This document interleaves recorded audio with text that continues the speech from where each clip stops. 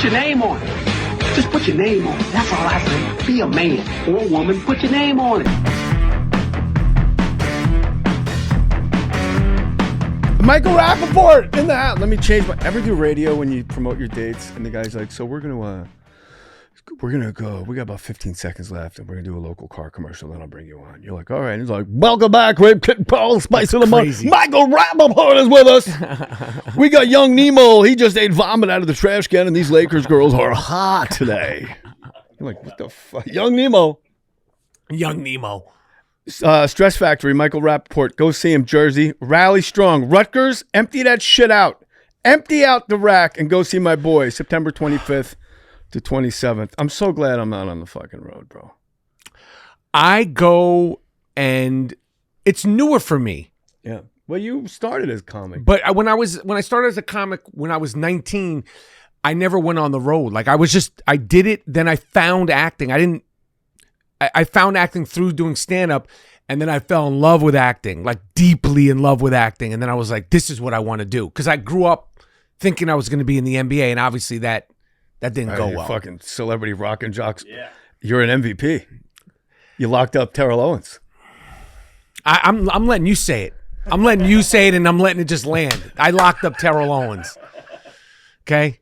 I had 4 points, 6 fouls, and I locked up T.O. It was like your Ray Lewis MVP. 50. It is what it is. It's in the books. And it's in the late books. great Stuart Scott gave me the trophy.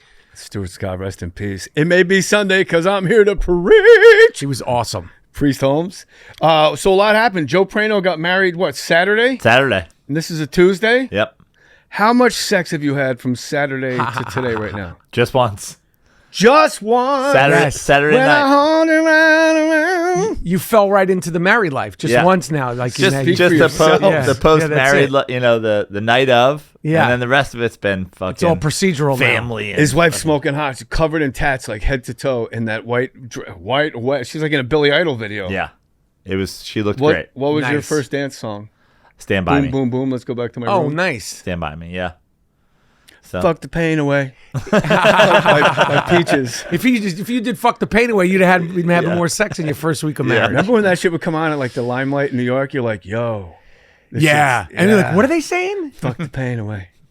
Fuck the pain away. Because at the beginning, it wasn't like songs were like that, but that was crazy. So you kind of lived the life I wanted to live, and maybe I lived the life you wanted to live. Like I did stand up all in, and acting was just sort of a byproduct of it. You wanted to go all in on stand up, and then you went all in on acting, and then and then now stand up is a byproduct of it. Yes. I started out as a stand up when I was 19. That was like what I wanted to. What I started doing, I wanted to be the next Eddie Murphy in my head because if I didn't make it to the NBA. So the next smart choice is you're going to be the next Eddie Murphy because that's like a obvious choice. And when I started doing stand up young, 19, 20 years old, I would get called in for auditions. And the first time I got called in for audition, the first time I read sides, I was like, this is what I want to do. Was it Zebrahead? It wasn't Zebrahead. It was actually an HBO show that was in the sort of same world as Zebrahead. But it was like, I didn't know anything about it. Was like more dramatic acting, but like it just was like, I can do this. And then I started acting and then, kind of gave up stand up. And you are like the go-to, there's some racial shit going down guy. Always. Always. You know what I mean? Like, somebody spray painted a swastika on the locker room in the gym. Call Michael Rapaport. Yes. He either did it or he's defending people that can't defend themselves. It's fucking amazing. The IMDb page is like, and then you married his sister. Like you stayed on brand. Well, the whole way. The first time married. This is my second marriage. My first marriage was to a white woman. That never works out. Never, ever, ever, ever, ever works out, Joe. And I hope your wife. I wish you luck, but you made a mistake. No, but my first wife's great, and and I got remarried, and I mean this marriage is great too. I'm on my third, and it's the charm. You got to be able to figure it out by now. I realize now, and I mean this sincerely. It hit me actually yesterday. I'm not bullshitting you. That I am a trained dog on the leash. Yes. Like my wife has me, like I'm like sit, and I think she's known this for a few years, and I realize like she's got me like I might even be walking off the leash like next to her, like one of those dogs. It's like that's what I am now. And she broke me. And it's for the better. It's for the better for everybody. I'll say to my wife, I don't like that guy. She goes, he's great. I'll go, yeah, he's good. I do it twice a day. I'll come out of the bedroom. I remember we're going to a Lakers game. I'm wearing an all blue tracksuit. Lakers game? Why would you be going to a Lakers game? Well, we gotta support them.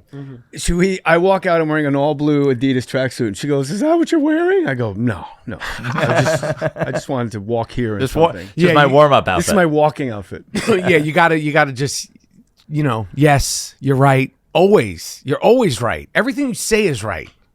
Nothing you say is not right or wrong. So I am. But they are kind of right though, because they think more. And guys like you and me and Joe and Kyle are just, we get a vibe and we go. Yeah. And women are like, well, hold on a minute. How's that going to affect the fucking Portuguese water dog down the street? Yeah. And you're like, what? Yeah. And they think of all these variables. Yeah. Ugh. And they do it very simply and easily. They just have Chat GPT in their brain. And yes. And that's why they can't sleep right away, and that's why they can't poop. Guys shit all day, women never shit. Absolutely. They're all bound up with fucking stress, right, Mike? Shout out to my wife and her constipation. It's unbelievable. Everybody's wife's constipation. That's crazy. Yeah. I go in there with a Sunday New York Times. I got Tetris, Wordle. Charlotte will be like, how many times have you gone to the bathroom today? It's no I'm like, problem. 4 times. She's like, I haven't gone 4 times this month. Yeah, it's not that. Why is this? Well, so we know anals out of the question. Yeah. She said we had to be married, and that's why we did the whole thing. Michael, tell me about your phone addiction. I like this. I like that you're on your phone posting about your phone addiction. It's bad, man. Yeah? It's bad. It's bad. It's constant. It's constant. And I realize that whether it's political or the Knicks fired their coach or so-and-so ran for 200 yards or, they tried to shoot the president, you can get the news. Tried to kill him. Yeah. Shot his ear. But I'm just on there and winged him. It's but it's bad and it's not good, and I'm trying to fight it, but it's hard to do it in 2025 because everyone else is on their phone. So when you go out, I went through a couple of days of going out with no phone, and all everyone else is doing. Nobody talks to you. No. And when you talk to somebody else, you're interrupting them through their joy that they're having on their phone. And I'm miserable by myself. I'm just hey, I'm not a phone. I'm present. Present for what? Really present for what? So I'm having a tough time with it, but I'm trying to wean it, and now I got the watch, and I'll go out without the watch, which is good. But then I'll be talking into my watch. I love texting into my watch because you could give soliloquies and shit, and you're like, period, exclamation point, that. So I like doing that, but the phone addiction is fucked up, man. It's bad. How much of that is porn? Be honest. Nah, no, it's not my thing. Yeah, I believe you. Yeah, I'm not. On the watch would be fun. That would be sick. That would be sick if I got the. What time is it? It's cuckold cleanup time. Exactly. But no, it's social media. It's Sunday. I love football. I love my fantasy football. Sunday, it's all consumed with just fantasy football, and I'm on the phone and I'm freaking out about my leagues. But that's the least of it. It's everything. It's Instagram. It's Twitter. It's fucking Facebook. It's TikTok. That's how I found your podcast, TikTok. So you should be keep doing your phone. I found this podcast through TikTok. I didn't know what you were doing, and I saw your clips and shit, and I was like, yo, Jay, what's up? Yeah, I'm glad we reconnected. But I remember on Best Damn Sports Show, I would get you with these weird questions. It would be Hulk Hogan and Jeremy Roenick would be on the same show, and I would be, during a commercial break, I'd say, so I'll ask you, who wins in a fight, Jeremy Roenick or Hulk Hogan? A fight just breaks out. Hulk Hogan. You're fucking high. I think, or as Michael said to me on the set, "You're bugging." I think that was your exact words. You're bugging. You got a good memory. You're man. bugging. You're bugging. That's Jeremy Roenick fights in front of people. Yeah, but he wasn't like a fighter. And if you had doesn't matter. If you named any hockey player, if you're like Ty Domi or Hulk Hogan, I'd be like Ty Domi. I'll take Ty Domi versus the Ukrainian army. Bro. Yeah. Holy shit, he's spooky. Yeah. So who did you? I think you had Hogan too. I don't remember. Hogan's also 6'6". He's also dead. Yeah. Now. Yeah. Okay, now I would take Roenick. Yes, for but sure. But if a fight breaks out, there's no It's not Thunder Lips from Rocky IV or whatever. No. He's not waving up. There's no... By the way, Hulk Hogan, I'm not getting... Look, I know what he did for wrestling, but I always thought it was kind of whack. As a wrestler? I was a Jimmy Snuka guy. I like the Road Warriors. The leg drop, the worst finishing move of all time. Like, it didn't even matter, though. It's like Miles Davis, and this might be taken sacrilegiously. Miles Davis isn't the best trumpeter, but the charisma and the way he played the trumpet. I mean, Hulk Hogan, come on, man. I mean, I respect the game for sure. Did he have more charisma than Macho Man? I'm not saying he had more or not, but he just, there was something about, I don't know what it is. Right place, right time. Right place, right time, Well, right no. name, Hulkamania. I'm not, listen, him and The Rock are 1 and 2 of the greatest things ever happened to pro wrestling. I'm just saying, as a huge fan of WWF and then WWE, I like going to the dark side a little more. I like the little grimy, Macho Man was ill, though, when he was doing his, he was like... Cream of the crop, Yeah, he was... That shit was coffee. like... As a kid, you're like... I was like a Jake the Snake Roberts guy. Jake like the comes Snake- in with a snake in a bag. Like, that's other level to me. Yeah, and Jimmy Superfly Snuka. Oh, but I wasn't like a wrestling head like this. Like, I'm not a wrestling dude. Like, I was like Hulk Hogan, Thunder Lips, and, Andre the Giant. Then I was like, Isaiah Thomas. I was like, I dipped in and dipped out. Isaiah Thomas. No, I'm saying like I was like basketball. Oh. You know what I mean? Like that was okay. But you got all right. These fucking idiots online that shovel shit our way when we have any opinion. You're like, hey, Hulk Hogan, rest in peace. You're like, I don't care what he did, and you took all this shit. Here's the deal. Break it down. So last Friday I did a podcast, which you have to come on. I would love to. I'll bring Joe. I did for sure, and we'll check in to see on both your wife's constipation. Wow! Make sure that word comes out entirely. Yes, I did a podcast on the Friday that they announced he had passed 2 hours after he had died. I just said to you, I'm not a wrestling head. During the podcast, like right before the podcast, I saw all this stuff. F Hulk Hogan. Can I say fuck? Yeah. Fuck Hulk Hogan. He was with Trump. Fuck Hulk Hogan. He was with Trump. And I mean, it was just like literally right after he died, and I was like, the fuck, Hulk Hogan? It's like Mickey Mouse. Like, it's like America. So I literally said, Same weird underpants. yo, we're not going to disrespect Hulk Hogan. Who cares if he endorsed Trump? He's this, he's that. He gave us joy, blah, blah, blah, blah, blah. I know he was involved in some controversy. I don't really know or remember all the controversy, but we're not going to disrespect Hulk Hogan. That was the gist of what I said. And I clearly say, I don't know all the controversy. I know he was controversial. I wasn't even aware of the N-word thing. Literally didn't know about it. And when I did the video, I wasn't like I referenced the MAG thing and I was like, yo, give him some love. And somehow I was discrediting. Somehow I was, telling black people what to do. Somehow I was. It was stupid. Ridiculous. It was fucking ridiculous. And it turned in this whole thing, and then people were like, Michael Rapaport, who the fuck are you to tell black? And I'm like, tell black? I said, I was just saying, like, all I mentioned was the MAGA thing, and don't shit on the guy after he died. And then they were like, what about the N-word thing? And I'm like, what about the N-word thing? And then I'm like, oh, wait.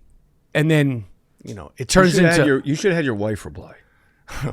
My wife, she goes to a different level of protectiveness. Here's the thing. So that's the big... By the way, every black person that was throwing the comments at Michael, I wish I was there to go, well, then take your fucking Chris Brown records, take your fucking Michael Jackson records, and shove them up your ass. Because you can't have it both ways. And that's Chris Rock joke of black people are in total denial, like, hey, you fuck kids, but hey, Off the Wall was hype, though. So it's like... I didn't even... It was how do you separate the achievement from the personal? Completely, but literally, I'm not a Hulk Hogan dude. And this, I guess, happened 20-something years ago. It's not like I was like, I just... You didn't even know. Started podcast. Yeah. I was just talking shit like, yo, Trump, if he associated with Trump, it's still Hulk Hogan, give him love, blah, blah, blah, blah. Somehow, I'm telling black people what to do. I don't respect, and I'm a racist, and I'm just like, what the fuck is going on? They got the wrong guy. Got the wrong guy on the wrong thing and the wrong situation and like the wrong person who's like not fact-checking podcast and whatever. So I'm like, and I like to talk shit. I'll talk shit, but I don't like to like offend. I never like to offend unless it's like purposely offensive. And like, so that's why I was like, Well, that's the thing too, is the only place that's completely unregulated as free speech goes, where it gets really bad, are the comments on YouTube and on social media. Like on the comments, you can call me a Nazi, you can call him a racist, you can drop the N-word in the, like it might get removed eventually, but the lowest level of humanity is blessed with the complete free pass for free speech. Yeah, it's crazy. It's crazy. And the Sydney Sweeney ad that everybody's bent out of shape. I went online thinking she was going to say, like, you know, make fun of Puerto Ricans or something. And she's literally just going, I have great jeans. They're blue. My jeans are blue. And they're like, wow, you're promoting white supremacy. I'm like, unbelievable. Look at her fucking tits. She's promoting her big tits. Yeah. And since no one did this to Farrah Fawcett, may she rest in peace. No one did this to Christy Teigs.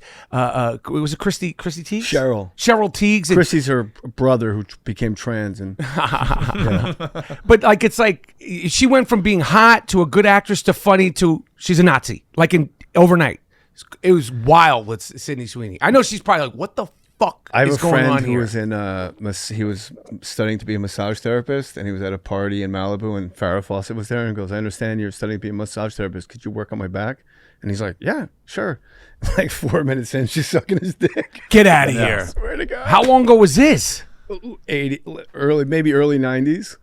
So Farrah Fawcett grabbed his horn and started playing his horn. Just grabbed his horn. Doo, doo, doo. He was like, all right. If I could do being single over again. Oh, man. Forget show business. Man. I've been there. It's very mixed results when you try to get laid using show business. I would just tell everybody I'm a massage therapist. Because every woman's like, oh, you know. Right. Then the touching goes right in. All the side titty. Right. You can get side titty. Right. Free pass for side titty. Right. I feel like this Farrah Fawcett story really drives this move. Well, like, he just mentioned Farrah Fawcett. It popped into my head. Oh, that was the move. As soon as that guy told me that story, you're like, I want to be a massage why therapist. Am I telling chicks I'm a comedian? Who gives a shit? They come to your show with a date and they walk in the other direction when it's done. Right. Massage therapist is where it's at. You say goodnight, Mike. Let's say you're a young, well, you're not. No one in this room is single anymore. You get up. You say, all right, there's a chick in the front row. Like, yikes, I gotta fucking.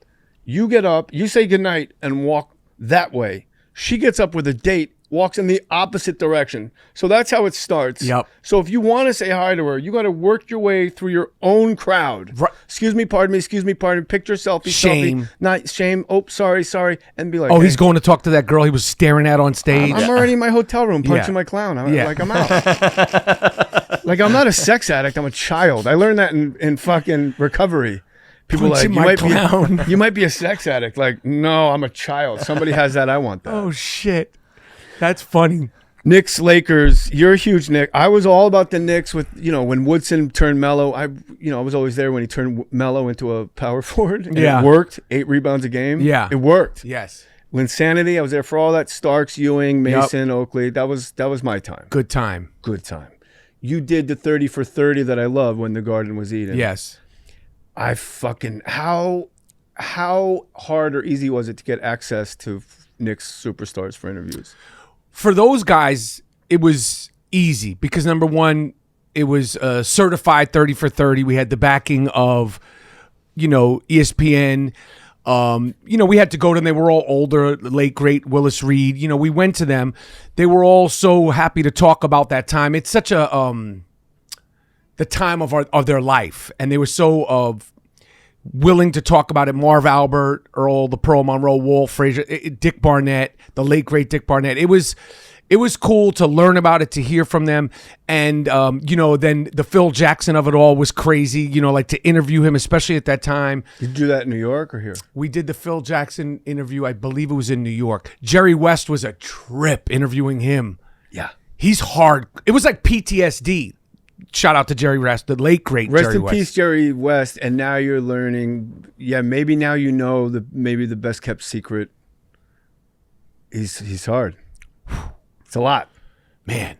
It's like, am I in trouble? Like, well, I just talked to Jerry West. Is he mad at me? Oh man, when I started asking him about the Lakers and like he was like, "Are we done? Are we done?" Like he said he was going to give me the interview, but like when he was like, and he walked, it was it. Like he talked about like having like every time, and this was 40-something years after those losses.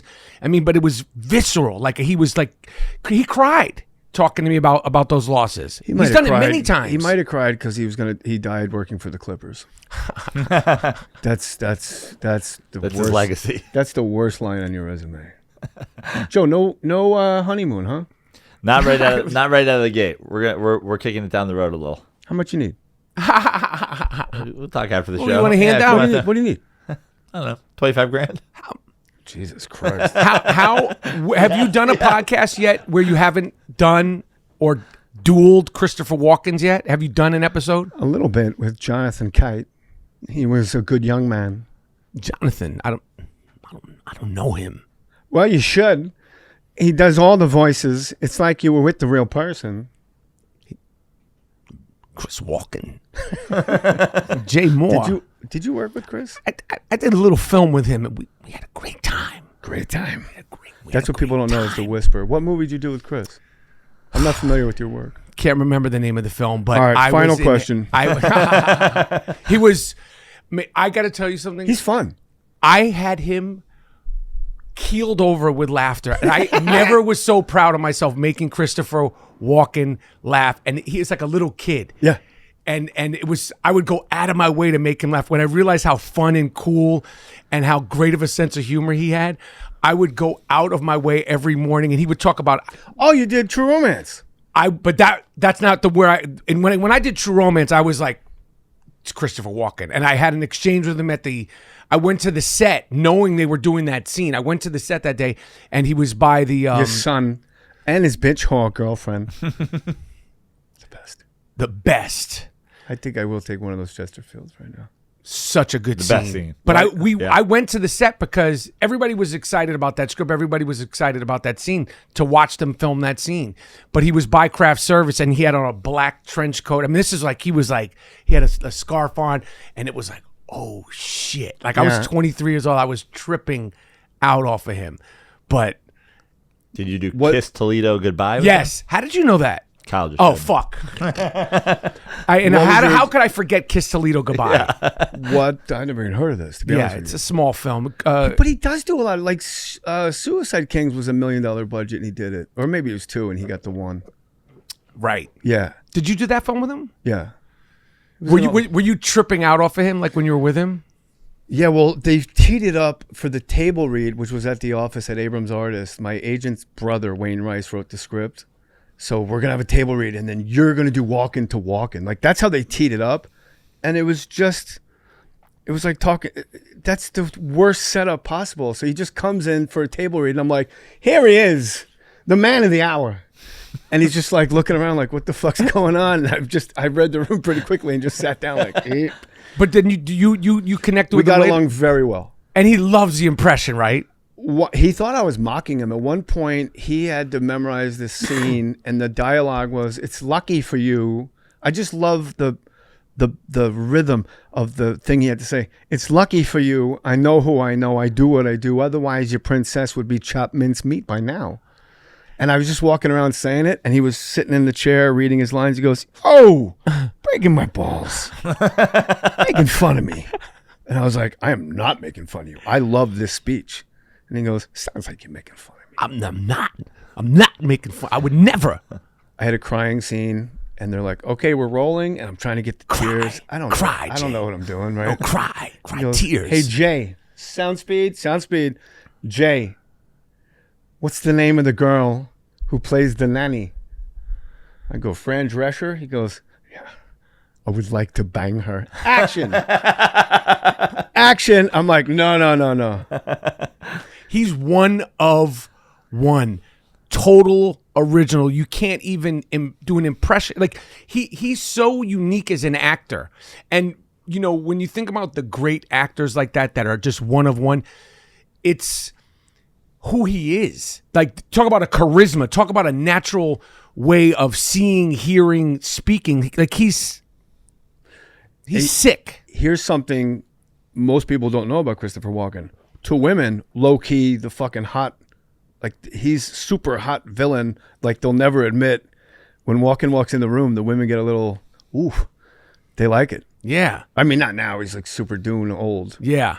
What was your exchange with him? Like, what was making him laugh? He would talk about cooking fish. Like I cooked, and then he would tell us about the fish, and then I would like just repeat it, and he would laugh, and then I told him I told him about like an inappropriate joke that it's definitely can't say for video and TikTok but it was like a sex joke, and he was just thought it was just like about a gangbang and being the center of attention and enjoying it, and he just was like keeling over laughing, and it was so gratifying to make him laugh. My favorite Walken story doesn't involve me at all. It's the year before I was on Saturday Night Live. He comes in, and you sit around Lauren's desk in a half circle, and you pitch. It's Lauren's at his desk, and the host and the head writer on the other side of the desk, and everybody fans out in a half circle around them. And you start here, and you go in a circle either this way or the other way to pitch. And the whole time people are pitching ideas, he's just staring out the window at 30 Rock, like he's not really there. People are like, and then I could do, and he's just staring out the window, no reaction. And then finally at the end, what Lauren says to all the guests is, Chris, is there anything you would like to do? And he's looking out the window, and he just turns and goes, bass suits, they're funny. Ape suits as well, and bears are funny. That was like, what? That was it. That's what he came up with, the whole thing. He was just dreaming about guys in bear suits. The whole time people are pitching their dicks off, trying to save their careers. He's like, yeah, man in a bear suit, that'd be funny. You didn't do it when he was there? No. I did the Christopher Walken Psychic Friends Network. That was my first time on camera. That's dope. You should call. I could be at your house already helping you with romance. I could be hiding in your garage, but you got to call. And then nobody calls. Let me bring out another guest. And it was like David Spade as Chris. I was just bringing people, Tim Meadows as Todd Bridges, people you don't want in your head. And Sean Young as Catwoman, and Shannon Doherty wouldn't play, so he got bumped to week 3. I love it. How do you like Mike Brown as the Knicks head coach? I think Mike Brown will do well as a Knicks coach. I was a little confused as to why we got rid of Thibodeau. I don't think we need much to Knicks at this point. No, obviously not. You should have hired Jay Wright, though. That would have been. Was that on the table? He didn't want the job. I heard he didn't want it. He came out pretty quickly and was like, I'm going to retire. $20 million a year. You're going to want this fucking job. Yeah, that's what I thought for sure. $20 million a year. That's like Danny Hurley, but not wanting the Lakers job. He did it. Thank God, because JJ Redick's nice. Yeah, he's a good coach. Job. I think Mike Brown. I think he's a good coach. I've liked him. I like his disposition. I love him in practice. I love his press conferences. I think he fits. Yeah, he is funny. His press conferences are good. I think he'll do good. I mean, we were so close yet no cigar, and I can't say what the Knicks need. We gotta score. We need some more scoring.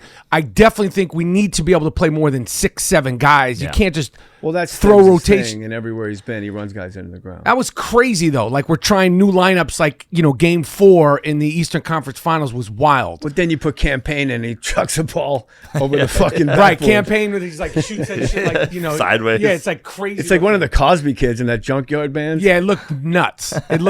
But I mean. We're going to be okay. I am such a beaten down Knicks fan. I get it. I'm broken. Yeah. So like even when we're doing good, I'm just like something bad's going to happen. Like inevitably something bad is. I mean that Tyrese Halliburton choke thing in the Garden. Oh my God. Haunted me. It was like watching like a Jason. It was like Friday the 13th. I was like, what the fuck is going on here? And he's doing the neck thing, and he kind of missed the free throws before that. Who did? Somebody on the Knicks missed a free throw. Yes. If he hit it. OG, I think. Yes. Oh, it was OG Anunoby, yeah. It doesn't matter. It does matter. We shouldn't have been in that position. Yeah. If he hits the fucking free throw, that basket, you're still a point ahead.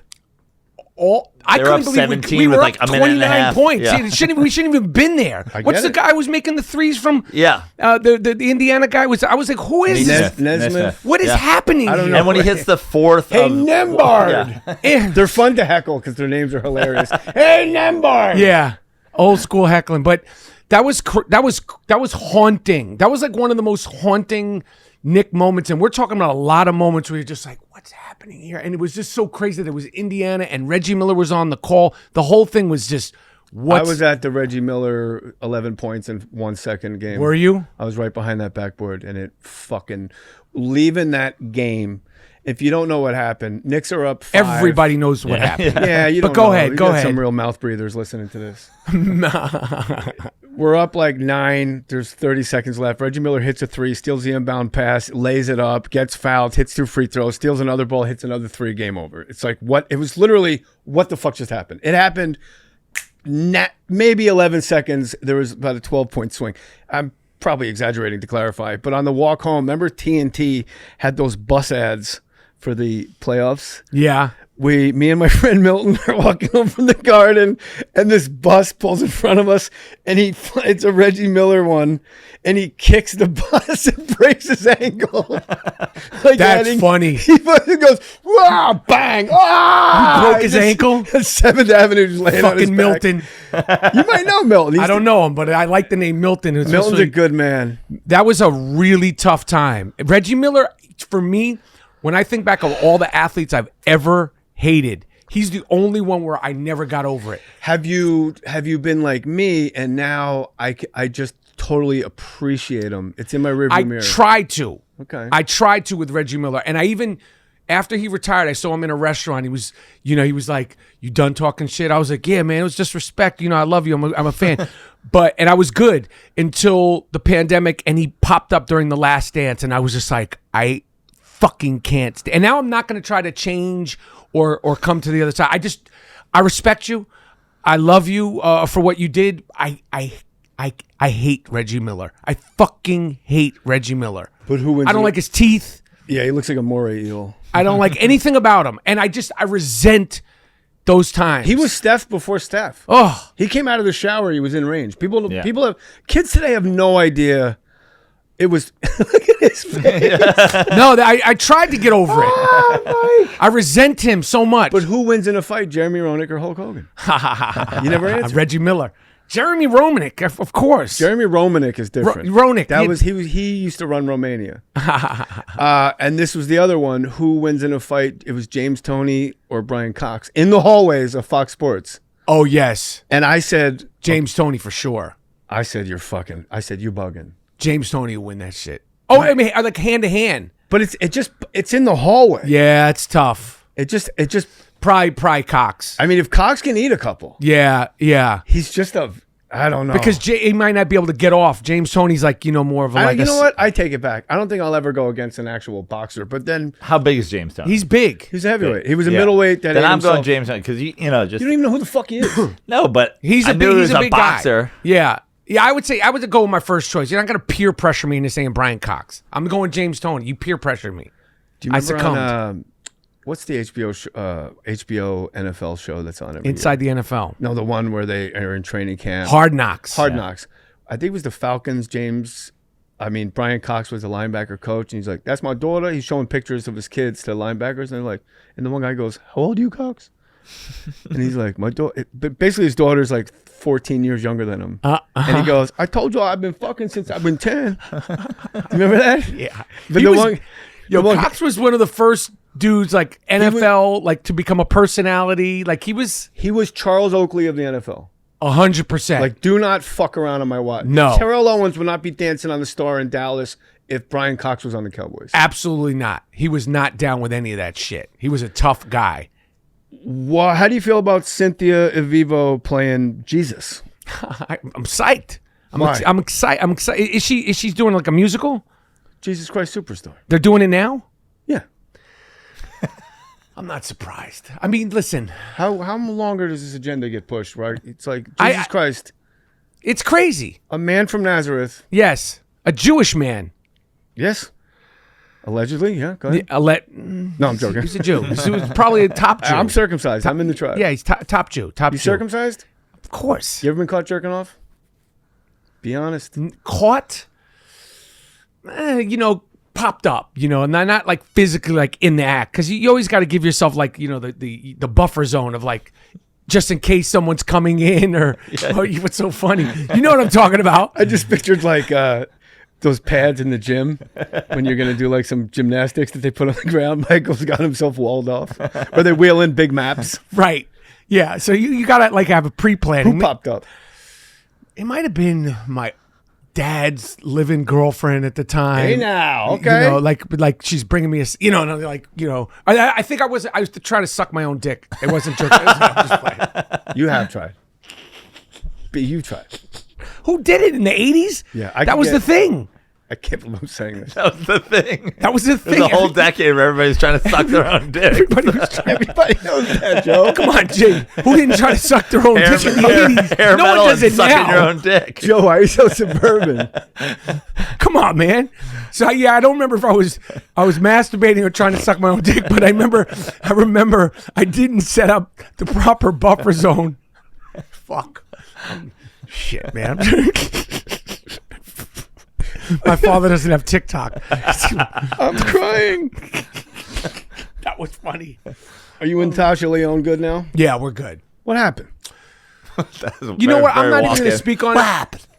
Because that was very Walken of it. Natasha and I have been good friends for a long I just time. remember you were fucking heated about it. We went through a thing. I consider her like a family member, and she was going through what she went through. She's been very public about it, and I don't want to bring back any of that time because she's come out on I'm going to say very nice things about her. She's a sweetheart. She's a smart, brilliant sweetheart who really overcame being at the bottom of the bottom.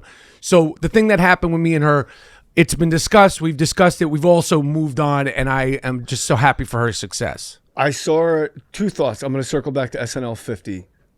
Did you own the building when the thing happened? Yes.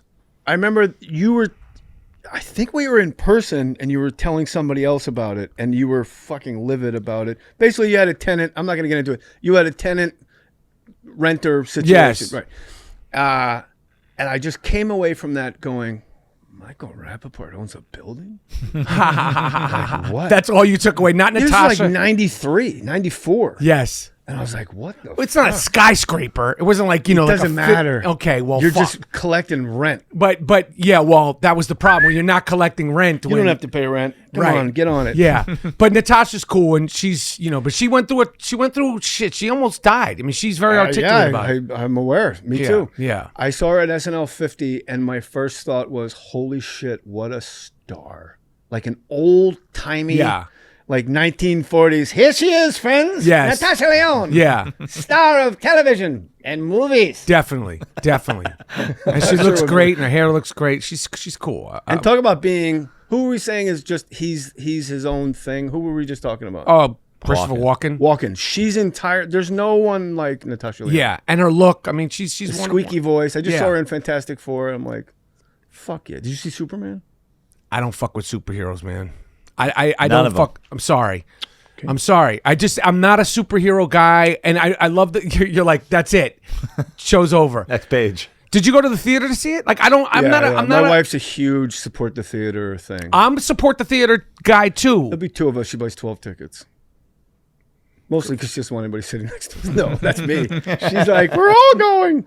I felt bad. I invited like 5 of my friends, and both my sons went, and they both had friends, and then I brought friends. To see Superman? Last night, the Fantastic Four, and then this morning we're walking to Starbucks, and she goes, we had so many friends last night. It was so great. I love this. Is my happy place to movies. Nice. And I was like, oh, okay, I'm off the hook. I thought, yeah, Superman 1, F1 2. This is my summer movie review. Karate Kid 3. I didn't see that. Fantastic. Karate Kid? It was fucking You go to the amazing. theater and see all this shit? Yeah, well, she goes, and I'm like, I don't want to be without her. I hear you. I'm pretty codependent. Good for you, man. Yeah. I don't go as much as I used to. Like the theater, going to movie theater used to be used to be everybody's thing. In New York? You grew up in Manhattan? Manhattan. Where? But on the east side. Keep going. East side, 77th on the York Avenue. Upper Very East Side Mobiles. Yeah. Yes. Favorite, who do you like better, Fife or Q-Tip, rap-wise? Oh, man. Come on, man. There is a correct answer. Well, I mean, I got to go with the late, great Fife Dog. Come on, man. That's the correct answer. No disrespect to the great, No, Q-Tip. Fife. Fife How about Dog. you, Joe? Do you know what rap is? Yes. Are you aware? Michael, you got the one part in my entire career that I thought, if I got that part, can you guess what it is? If I got that part, game over. What part? Superboy. if I was Superboy in Copland, fucking game over. You got it. You did a great job. Thank you. Kathy Moriarty as your mom is mind-boggling to me, because that's always Vicky from Raging Bull. It'll always be. Is that your call? Yeah, I fucked him. I fucked his cock's bigger than yours. Fucking guy. You sucked my brother's cock? Yeah, I sucked his cock. His cock's bigger than yours. How do you auditioned a lot for that? I didn't audition. You motherfucker. I didn't audition. I got offered the film Copland. I was literally talk about a What kid. were you coming off of to get that? That's a big offer. I was coming off of True Romance. I was coming off of Beautiful Girls, which was also Miramax, or maybe that was before. I had done a bunch of stuff, and I mean, the first movie that I ever saw in the movie theater, and the first movie that like changed my whole life was Rocky. So to be doing a movie with Stallone and De Niro and Harvey Keitel and Ray Liotta and Kathy Moriarty at the same time, I was literally bugging out. I had to, this is before cell phones and my cell phone addiction, but I had to get my mind right in the trailer. Like, okay, and I was very prepared. Like, leave that. Imposter syndrome, I bet. I was bugging, but when I got there, when I got on the set, I was good. But I had to like psych myself from being a fan into like, we're throwing down together. But I was bugging out off of that, like literally tripping out off the two of them. Like, and then being in the car, like I'd be in the car, and it would be like me, Stallone, Ray Liotta, and Harvey Keitel, and I'm like, what is happening here? And they're all like, they were all like the late great Ray Liotta, all so quiet and low key, and I'm like coming out of my body, like having like an outer body experience because I'm so excited. Like while you're waiting, you're in there 15, 20, 30 minutes waiting, and you're sitting in a car with them. So I had a ball, and Stallone gave me every single Rocky question that I could ever ask, want, or think of. He would do lines from Rocky. I would do Rocky. He would do Mickey. I would do Paulie. He would do Rocky. And we got to the point where the director, James Mangold, was like, stop talking about Rocky. It's Copland. Don't talk to him. And you don't speak to him also. And I was like, then I'd sneak over and be like, so in Rocky 3, like, what was that? And shut up, old man. Yeah. You should have done Clubber Lang to the director. Shut up, old man. I did every. Woman. He loved it. He loved it. The great takeaway from that is Sylvester Stallone, we were talking about Burgess Meredith, and he says to me, he goes, Burgess was a great stick man. And I said, what? And he goes, Burgess was a great coxman. And I was like, and he goes, oh yeah, the ladies love Burgess Meredith. Burgess fucked everybody. Everybody. But I was like, Burgess Meredith was a great coxman, a great stick man. A stick man. That's what he said. I picture him like as the Penguin. Getting it in. Getting it in. But that's straight from Stallone's mouth. Keitel's a guy that I don't know. I would have a hard time getting it together working with Keitel.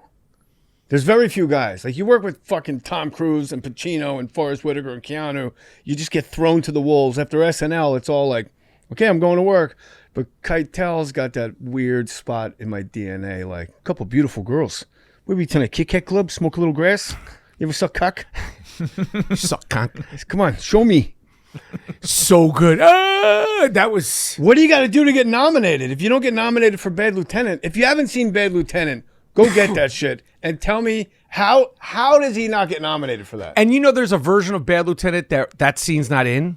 The You Ever Suck a Cock scene is not in. It's like an R version, and then there's an NC-17 version. It's weird.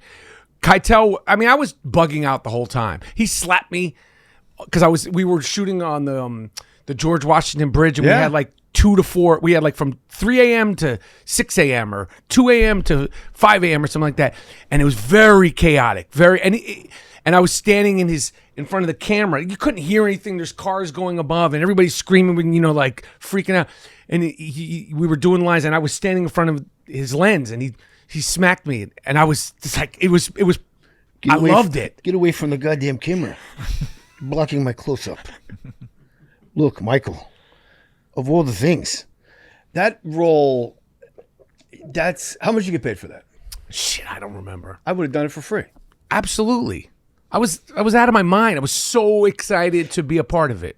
Robert Patrick was so perfect. Yep. I'm going to go on record as saying one of the worst parts about Peter Berg, director, is I don't get to watch Peter Berg, the phenomenal actor. I love Peter Berg. Me too.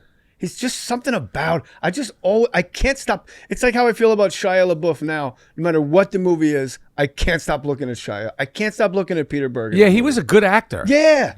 I don't think he has any interest in acting at all. I get it. I don't want to do, I'm done with going on the road. Yeah, I hear you. I do spots at the Improv for $100 and I'm happy. But you love it though, right? And I come home and I add it to the pile. Right. Look, honey. Look what I've contributed. I feel like Joanna Carson. I did 20 minutes at the Improv. They paid me in 20. cash. Fucking, it's a gentleman's 10 over there. Are you kidding me? But do you still love stand-up? I do. I really, really do. I don't like driving there. I hate waiting. But I love when I'm up in there. I go to the green room. It's me, Howie, most often. It's me, Jay Leno, Arsenio Hall, most often, and my friend Greg Baldwin. And then last week it was, you throw Howie Mandel in there, or you throw Anthony Jeselnik in there. And then they're all just saying the same thing. Jeez, Sydney Opera. Anthony Jeselnik's like, Sydney Opera House, asking me to, if I could do something on social media to help promote the second show. I'm like, yeah, I could totally relate to that, asshole. Like, Sydney Opera House. Right. These comics, I have no idea. Right. That concept of success. I'm a dinosaur. Like these, and Jeselnik's worth every fucking ticket sold. Yeah. He's entirely his own thing. He's a Natasha Lyonne. He's a fucking... Totally unique. He's his own thing. Yeah. And he just does that. And he must have bombed for years. Yeah. Like Colin Quinn must have bombed Yeah. for years to find that audience. Yeah. And I love people like that. Yeah. Kevin Meaney, fucking the Gilberts. But yeah, it's a weird game now. It's guys that are completely average just selling out arenas. I agree. Jeselnik not included. But I will say this to compliment you. When I saw you do comedy, and this is after seeing you, I don't know if I saw you on SNL first or this movie or that show first, but when I saw you do comedy, I was like, oh shit, this fucking guy is talented. Like, not to say that you weren't talented and I didn't appreciate you on the shows and all that stuff, but you as a comic, when you're sort of all inclusive, that was like, this motherfucker's funny, he's smart, he talks shit, you do the like, you're a really, really good comedian. Thank you, buddy. Like, I was like, kind of in, like, oh shit, this motherfucker's really good. Really good. That's a good feeling as a comic when you see somebody. I know that feeling, and it makes me work like, oh, I'm totally not working as hard as I could be working to be. Like, when I would watch Dane Cook, I've said about it many times on this podcast, I would watch Dane Cook at the Laugh Factory and be aware while he was on stage that he was lapping me on the racetrack. Like, he was just working circles around me. And I'd go back to the drawing board and I'd just go away for a while and write. And like, what could I do differently? Is it your natural habitat comedy first, stand-up comedy? Like, do you absolutely no question? I'm a comic. Yeah, the brain is the brain. You can't teach it. Yeah, you either have it or you don't. I mean, Joe's been slugging away for 10 years. He hasn't figured out he's not a comic yet. Yeah. But you know what I'm saying? Like, there's a difference, and you just said it is the brain, the comedic brain. There's guys that have learned how to stand in front of an audience and talk for 45 minutes that get laughs. Yeah. But don't confuse them with comics. Yes, I agree. You know who I'm talking about. I don't consider myself a pure comic. Well, nobody considers you.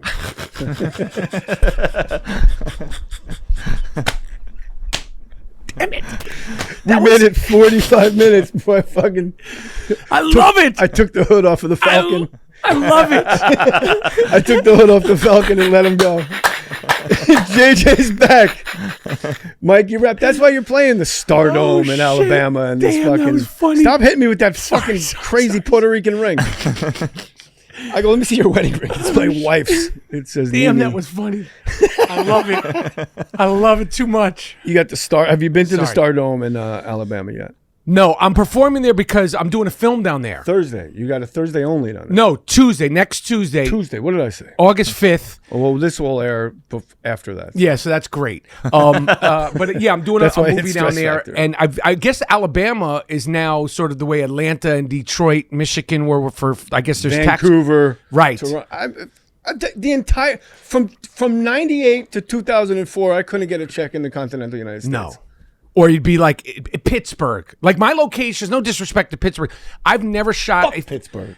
I like Pittsburgh. No, I like Pittsburgh too. Steelers and all that shit. A lot of hills. Yeah, a lot of hills, a lot of yellow, a lot of black and yellow, black Mostly and yellow. white. Yeah, but I see that's the comic. It's a comic fucking brain. But I never go to good locations ever. It's never in my entire career. Like I'll hear people like, "Yo, I shot in Puerto Rico," or "I shot in," like for me, like, "Yo, you go to shoot a movie for 3 months in Puerto Rico. That's dope." Pittsburgh in the winter is like a different thing. Yeah, and people that shoot shows in Hawaii are always like, "Oh, it's the worst." I'm like, "Go fuck yourself." Yeah, go fuck yourself. I just spent 3 months in Vancouver. You just spent 3 months on the George Washington Bridge. Yeah, I was and got smacked by Harvey Keitel. You know what I mean? So I just have never had that luck with it. What was Kathy Moriarty like to work with? She's dope. She was awesome. She's one of the girls, right? Yeah, I mean, yeah, she's cool. That was exciting. Yeah, she was. I was tripping out off for her too because of Raging Bull's like Annabella. That's the hottest Annabelle Sciorra has ever been. And I was co-hosting the Regis and Kelly. I was Regis that day, and she was the lead guest. She just turned 40, and when she turned the corner, I would, I'll drown puppies to be with this woman. She was the hottest at that age. Yeah, she really was. It was nuts. Yeah. And then the Sopranos, she took it to another level. Yep. Jungle Fever. She's cool. Jungle Fever. Frank Vincent. You what? I'm surprised you weren't in Jungle Fever. It's right up your alley. Being racist and all that stuff. No, because you're always the racial, the school days. Yes. Yes. My favorite line in Copland that explains everything to me is when Stallone goes, "Look around. All the pools are above ground." It's like, yeah, they're stealing, but who gives a fuck? They live in Staten Island. Right. Or whatever. Jersey. Yeah, I know. And Janine Garofalo was great. Like, yeah, what Edie Falco was in it. Yeah. It was crazy. I'm sure I'm forgetting people. And that's the first time I heard Stolen Car by Springsteen when Annabelle Sciorra comes over and they drop the needle on the record. I met a little girl and I settled down. And I'm like, whoa. You had never heard that song before? Never heard it. And I'm a Springsteen guy. Are you? Yeah. What'd you think of the Billy Joel documentary? I think I was way too hard on Billy Joel for the majority of my life. He doesn't miss. He's sick. So I'm going to ask you this question. Is there in the history of music, tell me a guy, and I'll open this up to the comments. This will be the clip. I'm going to open this up. So everything I did before is not the clip? No. The clip's going to be you talking, Jay? We haven't even started. Are we ready? Why am I here if this is going to be the clip? Go ahead. Fuck me, man. That's a comic, right? Well, you got to be more interesting, Michael. Is there a better 3-album run? Name any artist, any band from The Stranger, 52nd Street, Glass Houses. I defy you to find a better ridiculous hit after hit, 3 hits an album. Like, not hits. Don't go changing. Friday night I crashed your pop. Crazy. You had to be a big shot. Crazy. Didn't you? Those songs are so part of popular culture. I Love You Just the Way You Are. That part of the documentary, you take it for granted because that's like almost like Happy Birthday. That song is so much a part of our life. Hulk Hogan is Mickey Mouse and Just the Way You Are is Happy Birthday. Literally. You're right. It's just part of, everybody knows that song. And the story about how the record executives didn't want to put it out. They said there's no hits on The Stranger. I Love You Just the Way. She should have, in the documentary, they should be like, and this is Derek, who's the guy who said there's no hits. And we should have found, where's Derek now? Heart attack, you ought to know by now. It was good. It was a 2-parter. 5 hours. And not one mention of driving a car through a house. Twice. Not one mention of a vehicle breaking up somebody's late night sandwich watching Fox News on Long Island. Do they show the meltdown on stage in Russia or wherever he was? Don't take any shit off of anybody. That one? No. Where he's like, stop lighting the crowd. You seen that? No, they didn't. No. Put that. Oh my God. It's amazing. You know what I loved about it? It really was about the process of writing and putting these songs together and how his life mirrored what he was going through. And then New York State of Mind, that story, you're just like, it's so simple the way he came up with these monster songs. And I'm not even like a Billy Joel. I wasn't. I used to say he stinks. I never said he stunk. I was wrong. Crazy wrong. Scenes from Italian restaurants, like Brenda 3 and songs Eddie in still one going song. Steady in the summer of '75. Dong, dong, dong. When they decided the marriage would be. I was on SNL when he was on, and I was like, whatever. Wow. And his drummer, Liberty DeVito, goes crazy. He's like Animal back there. Wow, that's cool. That's crazy. That's cool that you did that. That's sick. My 2 years on SNL. Well, let me rephrase that. The 2 years I was on SNL. No, the Jay Mohr years. Let's just say the Jay Mohr years on the SNL. Jay Mohr era in the SNL book. Okay, go ahead. Thumbnail. The 2 year, my SNL years. The 2 years. Hashtag Jay Mohr years. Hashtag years. SNL. Greatest musical guest. There's no better 2 year. Who else? Nirvana to started it. Nirvana, Cypress Hill, Aerosmith was the first 3 weeks. And that same year you had Eric Clapton, Bonnie Raitt, the Beastie Boys, Smashing Pumpkins, Hole. It was fucking... Buddy Guy sat in with the band. He wasn't even the musical guest. He was like the anonymous, hey, look who's with us. Like Buddy Guy to me is better than everybody I just mentioned. And it was insane. It was the best. And we got to go... They were in town and they would do a concert at Roseland. Right. And you're with your friends off to the side. That's cool. Fucking Smashing Pumpkins live. That's cool. That was like standing under a rocket when it went off. It was nuts. That's sick. Yeah. That's sick. Give me your 3 favorite bands.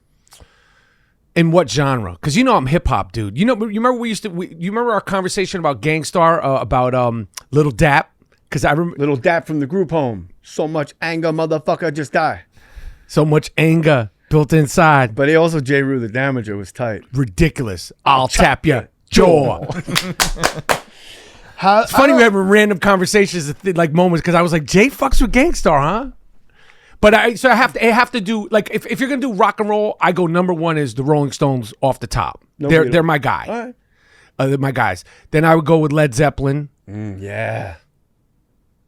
Then I would go. I don't think Zeppelin's got 3 in a row like Billy Joel. They got 1, 2, and 3. There's a lot of covers on 1, and then 3's 3. And then if I was going to go with bands, if just put it up there, who got 3 records, Tribe Called Quest has 3. You're right. Their first 3 records are perfection. You're right. So, and They I always really are. Yeah, Tribe is sick. Their first 3 that's records. a good call. Yeah, that's a really good call. their first 3 records are perfect. They really are. Yeah, Wow, Mikey. yeah. If you were a fighter, what would your walk-up music be? Man, that's a good question. Sympathy for the Devil, because It's a long walk. it's a long walk. Yeah, we gotta skip it. I could go. I mean, Made You Look, Nas. I mean, there's so much shit that you. shooting.